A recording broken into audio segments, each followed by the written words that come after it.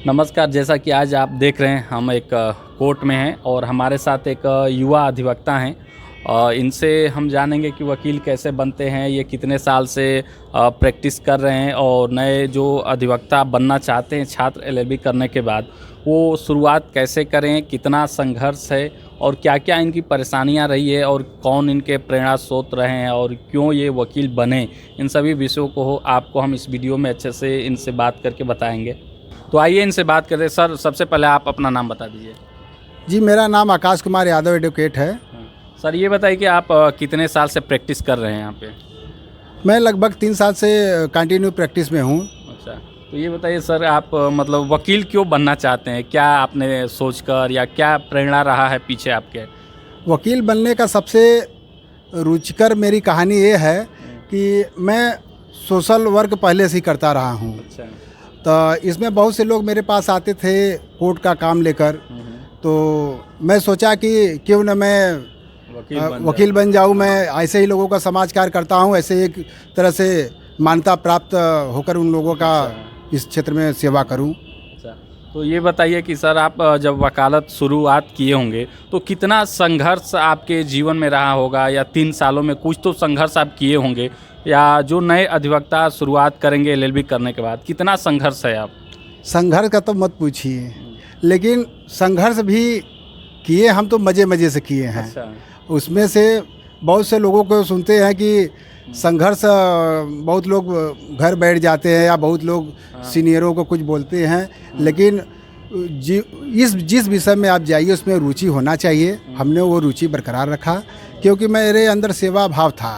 अच्छा, ये बताइए कि जो अधिवक्ता जो नए छात्र हैं वकील बनेंगे तो उसके लिए कौन सी डिग्री, क्या क्या करना होता है? कि इंटर के बाद बीए एलएलबी करते हैं, 5 वर्षीय होता है। अगर ग्रेजुएशन किए हैं तो 3 वर्षीय कोर्स होता है।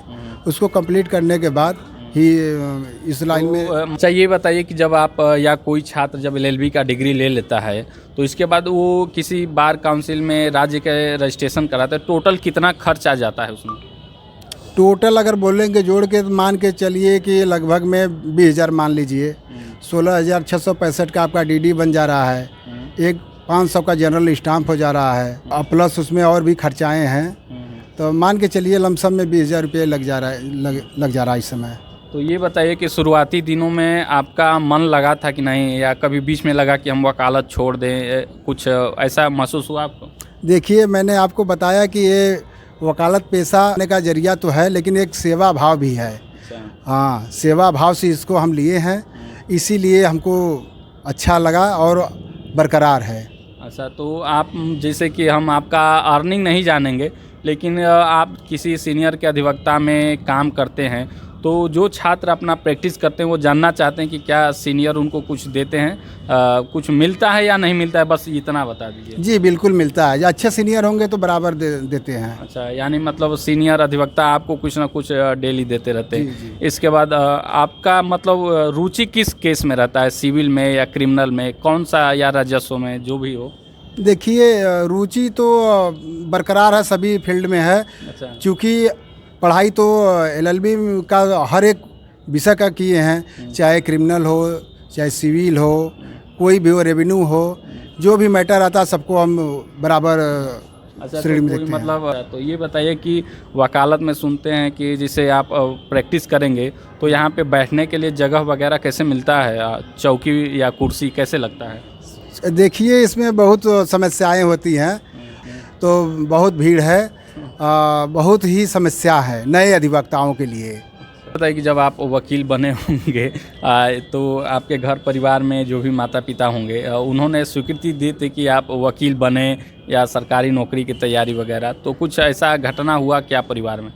नहीं, परिवार में तो ऐसा कुछ नहीं था। फ्रीडम मतलब स्वतंत्र छोड़ दिए थे खुद के स्वयं के लिए चुनने के लिए कि आप जो भी बने, वकील बने चाहे जज बने। हाँ, जज बने। चलिए, तो काफ़ी अच्छा रहा। तो ये बताइए कि मतलब आगे क्या योजना है? अभी आप डिस्ट्रिक्ट कोर्ट में हैं तो यहीं पे कि या हाई कोर्ट में? नहीं, फिलहाल में तो इसी ट्रायल कोर्ट है, यहीं पर थोड़ा दिन और व्यतीत किया जाएगा, फिर आगे का फ्यूचर देखा जाएगा। तो आपके सीनियर कैसे हैं, मतलब आपका टेबल या जो कुर्सी होता है वो लगा लिए हैं या अभी सीनियर के अंदर में है? नहीं लगा लिए हैं। अच्छा, तो आप मतलब कैसे जगह बना लिए, बहुत संघर्ष होते हुए भी? मेरे सीनियर गुरुजी थोड़े बहुत ही अच्छे थे। अच्छा। वो सबसे बड़ी बात हो को जूनियर मानते ही नहीं थे। अच्छा। और साथ में कहते थे कि भैया ये आप भी वकील हो, मैं भी हूँ। मित्रवत भाव रखते थे, इसलिए मुझे बहुत तकलीफ नहीं हुई। अच्छा, ये बताइए, जो छात्र एलएलबी करने के बाद वकालत शुरुआत करना चाहते हैं उनके लिए क्या कहना चाहेंगे? वकालत शुरुआत करें या तैयारी करें कुछ दिन वगैरह, कुछ आप बता सकते हैं?